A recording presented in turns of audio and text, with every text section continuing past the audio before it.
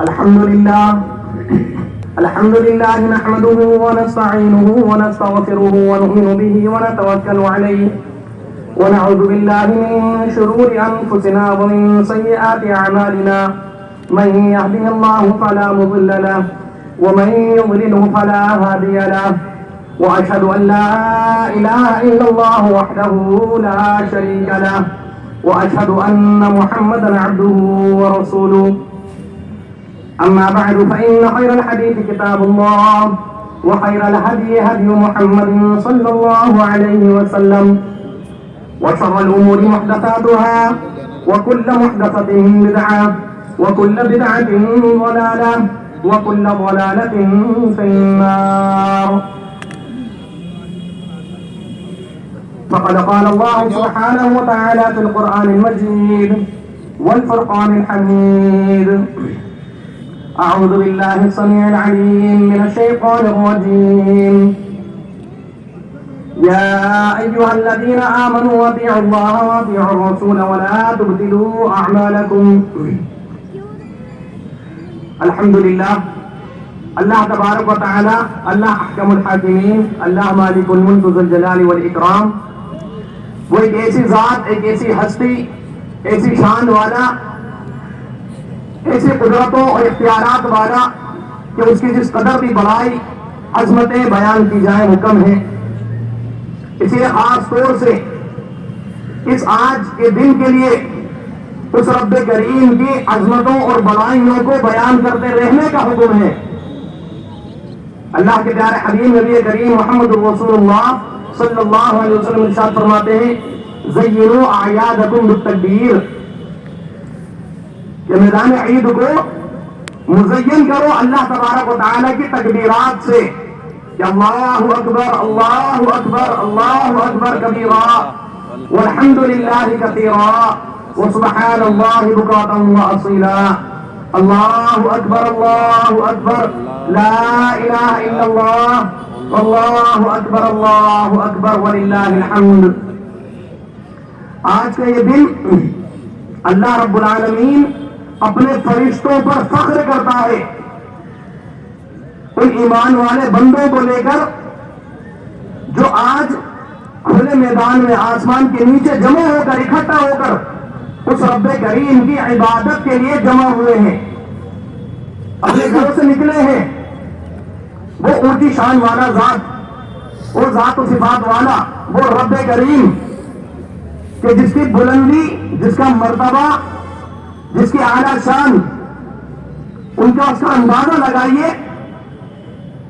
اللہ کے پیارے حبیب نبی کریم محمد رسول اللہ صلی اللہ علیہ وسلم ارشاد فرماتے ہیں، سنن ابو داؤد، مستدرک حاکم، سنن دارمی، مسند احمد وغیرہ کی روایتیں ہیں اور صحیح ترین روایتیں. ایک مرتبہ حضرت ابو ذر غفاری رضی اللہ تعالی عنہ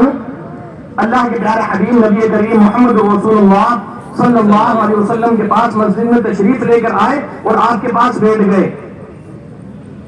کوئی اور نہیں تھا آپ کے ساتھ،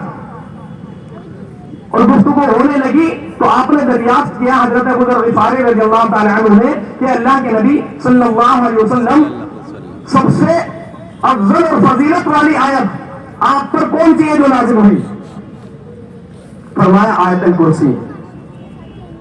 اور اتنا فرمانے کے بعد پھر فرمایا اللہ کے نبی صلی اللہ علیہ وسلم نے کہ کرسی کے سامنے ساتوں زمینوں اور آسمان، ساتوں آسمان اور ساتوں زمینوں کا یہ عالم ہے، یہ کیفیت ہے کہ جیسے ایک بہت بڑے بیابان کے سامنے بیچ میں کوئی لوہے کا چھلا رکھا ہوا ہو. یعنی وہ بیابان، اس کی مثال دی کرسی سے، اور ساتوں زمین اور ساتوں آسمان یعنی کوئی کائنات کی مثال دی اس لوہے کے چھوٹے سے حلقے سے. اور پھر فرمایا اللہ کے پیارے حبیب نبی کریم محمد رسول اللہ صلی اللہ علیہ وسلم نے کہ پھر عرش کے سامنے کرسی کا یہی عالم ہے، عرش کے سامنے کرسی کا یہی عالم ہے جو کرسی کے سامنے ساتوں زمین اور ساتوں آسمانوں کا عالم ہے. اسی طرح صحیح ابن خزیمہ کی ایک اور روایت ہمیں ملتی ہے، اور یہی سلف کا عقیدہ. اللہ تبارک و تعالی اس کی ذات و صفات کے تعلق سے، اس کے عرش پر مستوی ہونے کے تعلق سے، کہ کرسی جو ہے وہ اللہ رب العالمین عرش پر ہے مستوی، اور کرسی جو ہے وہ اس کے دونوں قدم رکھنے کی جگہ ہے، کرسی اس کے دونوں قدم کے رکھنے کی جگہ ہے، اور وہ خود عرش پر مستوی ہے۔ اب ایک اور حدیث ہم دیکھتے ہیں جو سنن ابو داؤد اور ابن ماجہ وغیرہ کے اندر روایت موجود ہے، جس میں حضرت عباس بن عبد المطلب، اللہ کے نبی صلی اللہ علیہ وسلم کے چاچا، وہ روایت فرماتے ہیں کہ اللہ کے پیارے حبیب نبی کریم محمد رسول اللہ صلی اللہ علیہ وسلم سے دریافت کیا گیا کہ آسمان اور زمین کا معاملہ کیا ہے؟ تو آپ نے الٹا ان سے دریافت کیا صحابہ سے کہ کیا تمہیں معلوم ہے کہ زمین اور آسمان کی بلندی کیا ہے؟ فرمایا 500 سال کی مسافت۔ اور بھی دیگر احادیث ہیں جس میں 70 کا بھی ذکر ہے، 100 سال کا بھی ذکر ہے، اس روایت میں 500 سال کا ذکر۔ اور پھر فرمایا کہ اسی طریقے سے یعنی زمین سے لے کر آسمان تک کا فاصلہ 500 سال کی مسافت۔ پھر فرمایا کہ پہلے آسمان سے لے کر دوسرے آسمان تک کی مسافت اتنی ہی جتنا زمین سے لے کر آسمان تک، اور پھر اسی طرح دوسرے سے تیسرے تک کا فاصلہ، تیسرے سے چوتھا، چوتھے سے پانچواں، اسی طرح 7واں آسمان تک۔ اور اسی حدیث کے اندر ہے کہ ہر آسمان کی موٹائی وہ بھی اتنی ہی جتنی زمین سے لے کر آسمان تک کا فاصلہ۔ یعنی اللہ تبارک و تعالی اس کی بلندی کا اندازہ لگائیے، وہ کیسی عظیم ترین شان والا، کس قدر قادر مطلق اور کیسے بے پناہ اختیارات کا مالک وہ رب کریم، اس کی بلندی کا اندازہ لگائیے صرف، اور یہ بلندیاں بھی ختم نہیں ہوتی۔ پھر فرمایا کہ 7 آسمانوں کے اوپر ایک سمندر ہے، اس سمندر کی سب سے نچلی سطح سے لے کر اونچ اوپر والی سطح کے درمیان اتنا فاصلہ ہے جتنا زمین سے لے کر آسمان تک۔ اور پھر اس سمندر کی سطح پر 4 فرشتے موجود ہیں، قیامت سے پہلے 4 فرشتے، اور قیامت میں وہ 8 فرشتے ہو جائیں گے۔ وَيَحْمِلُ عَرْشَ رَبِّكَ فَوْقَهُمْ يَوْمَئِذٍ ثَمَانِيَةٌ، یہ اس کی دلیل۔ اور ان 8 فرشتوں کے تعلق سے اللہ کے پیارے حبیب نبی کریم محمد رسول اللہ صلی اللہ علیہ وسلم ارشاد فرماتے ہیں، یہ ٹکڑا حدیث کا صحیح ابن خزیمہ کے اندر موجود ہے، صحیح سند کے ساتھ امام ابن خزیمہ اپنی ابن خزیمہ کے اندر بھی اور کتاب التوحید کے اندر بھی لے کر آئے اس روایت کو۔ فرماتے ہیں کہ مجھے اللہ تبارک و تعالیٰ کی طرف سے اس چیز کی اجازت ملی کہ عرش کو اٹھانے والے فرشتوں کی ایک چھوٹی سی کیفیت تمہیں بتا دوں۔ یہ اجازت مجھے مل گئی اللہ رب العالمین کی طرف سے۔ سنو، جو اللہ رب العالمین کے عرش کو اٹھانے والے فرشتے ہیں، ان میں سے ایک فرشتے کا عالم یہ ہے کہ اس کے کان کی نرمی والا حصہ، اس حصے لے کر کندھے کی ہڈی تک کا فاصلہ ایسا ہے، اللہ کے نبی صلی اللہ علیہ وسلم فرما رہے ہیں کہ وہ فاصلہ ایسا ہے کہ نیچے اترنے والے تیز ترین رفتار کے ساتھ اڑنے والا جو پرندہ ہو اس کو 700 سال لگ جائے صرف یہاں سے یہاں تک پہنچنے میں۔ تیزی کے ساتھ ڈھلان پر اترنے والا کوئی پرندہ ہو اس کو 700 سال کی مسافت لگ جائے۔ یہ اللہ تبارک و تعالیٰ کی شان۔ اور ایک اور روایت میں ہے کہ جس میں کیا ذکر ہے کہ ان کے پنڈلی سے لے کر یا ٹخنے سے لے کر گھٹنے تک کا فاصلہ اتنا ہے جتنا زمین سے لے کر آسمان تک ان فرشتوں کا عالم۔ ہرن 8 فرشتے جنہوں نے اللہ تبارک و تعالیٰ کو کہ عرش کو تھاما ہوا ہے، رکھا ہوا ان کی کمر پر، حالانکہ اللہ رب العالمین کسی کا محتاج نہیں ہے۔ اللہ الصمد، وہ اس چیز کا بھی محتاج نہیں ہے کہ فرشتے اس کے عرش کو اٹھائیں، لیکن اس کی قدرت، اس کی عظمت، اس کا رعب و جلال، اس کا جو مقام مرتبہ ہے، اس کی جو بلندی ہے، وہ لوگوں کے سامنے ظاہر کرنا، ان کو بتانا، ان کے دلوں میں اس چیز کو، اس مرتبے کو پیوست کرنا، مقصد کہ وہ شان، وہ اللہ سبحانہ و تعالیٰ کا وہ مقام۔ اللہ اکبر کبیرہ، ذرا اندازہ لگائیں کہ وہ رب ذوالجلال، اور پھر حدیث کے آخر میں اللہ کے پیارے حبیب نبی کریم محمد رسول اللہ صلی اللہ علیہ وسلم کیا ارشاد فرما رہے ہیں کہ اتنی بلندی کے ہونے کے باوجود اللہ تبارک و تعالیٰ کی شان یہ ہے کہ تمہارا کوئی بھی عمل اس سے مخفی نہیں ہے، اس سے چھپا ہوا نہیں ہے. وہ سمیع بصیر بھی ہے، وہ علیم خبیر بھی ہے، وہ علیم بذات الصدور بھی ہے. سمندروں کی تہوں کے ایک اندر گہرائیوں میں رہنے والے اس کی جس قدر بھی مخلوقات ہے ان سب کی باریکیوں کو بھی اچھے طریقے سے جاننے والی ذات ہے. یہ اللہ تبارک و تعالیٰ کی شان، اس کو پہچاننا، اس کے مقام کو جاننا اور وہ اس کے مطابق عمل و عقیدہ رکھنا، یہ انتہائی ضروری ہے. اسی لیے آج کے دن اللہ تبارک و تعالیٰ بے انتہا اور اعلیٰ درجے کے ساتھ خوشی کا اظہار فرماتا ہے، ان لوگ فرشتوں کو گواہ بناتا ہے، ان پر فخر محسوس کرتا ہے. کس وقت؟ حدیث دیکھیں، حضرت عبداللہ بن عباس رضی اللہ تعالی عنہ، حضرت سعد بن سعد انصاری رضی اللہ عنہ، دونوں سے مروی یہ روایت ہے. سنن طبرانی کے اندر، بیہقی کے اندر اور صحیح ابن حبان کے اندر موجود. فرماتے ہیں بڑی لمبی طویل حدیث ہے، صرف اس کا جو آج کے تعلق سے اہم ٹکڑا ہے اسی کو ہم سامنے رکھ کے سمجھنے کی کوشش کرتے ہیں اور اللہ تبارک و تعالیٰ سے التجا کرتے ہیں کہ مولا ہم سب کو اس حدیث کے مصداق بنا دے اور ان میں شامل فرما دے. فرمایا کہ یہ رات اور یہ دن لیلۃ الجائزہ، یوم الجائزہ، انعام کی رات، انعام کا دن ہے. یہ اللہ تبارک و تعالیٰ کے حکم سے عید کی صبح کو ہی فجر کے فوراً بعد سے ہی فرشتے گلی کوچوں پر کھڑے ہو جاتے ہیں،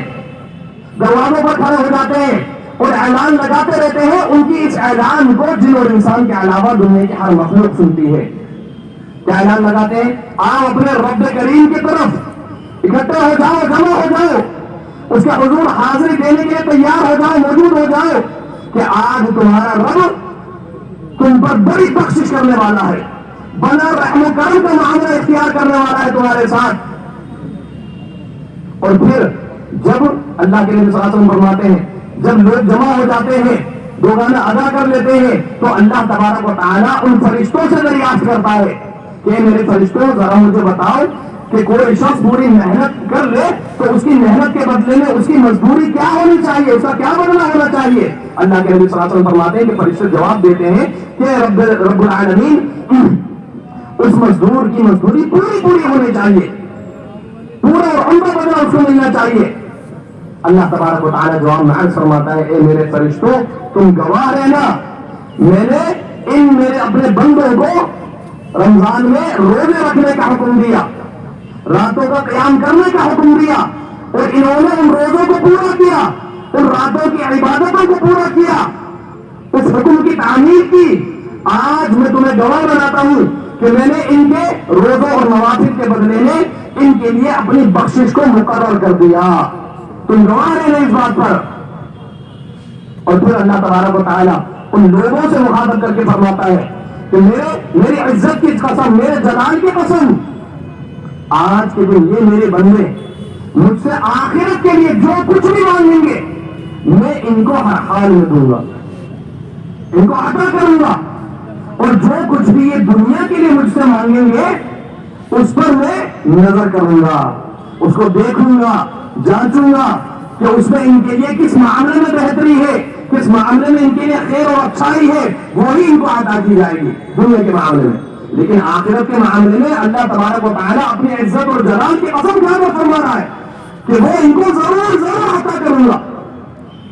اتنا سنتے ہی فرشتے خوشی سے ایک دوسرے کو مبارکبادیاں دینے لگ جاتے ہیں اور خوش ہو کر یہ اعلان کرتے ہوئے ادھر سے ادھر پھر رہے ہوتے ہیں کہ امت محمد صلی اللہ علیہ وسلم آج کے دن تم خوش ہو جاؤ، تمہارا رب تم سے راضی ہو گیا اور اب تم اس حال میں جا رہے ہو کہ تم بھی اپنے رب سے راضی ہو، تمہاری بخشش ہو گئی ہے. یہ اللہ تبارک و تعالیٰ، اللہ احکم الحاکمین کی یہ عطا ہے کہ جس کی بنا پر اللہ رب العالمین ایسے انعام و اکرام اور ایسے مواقع عطا کرتا رہتا ہے. اب ذرا اندازہ لگائیں کہ پورا مہینہ ایک ایمان والے نے، ایمان والی نے روزے رکھے، خوب عبادتوں کو بجا لایا اور خوب محنتیں کری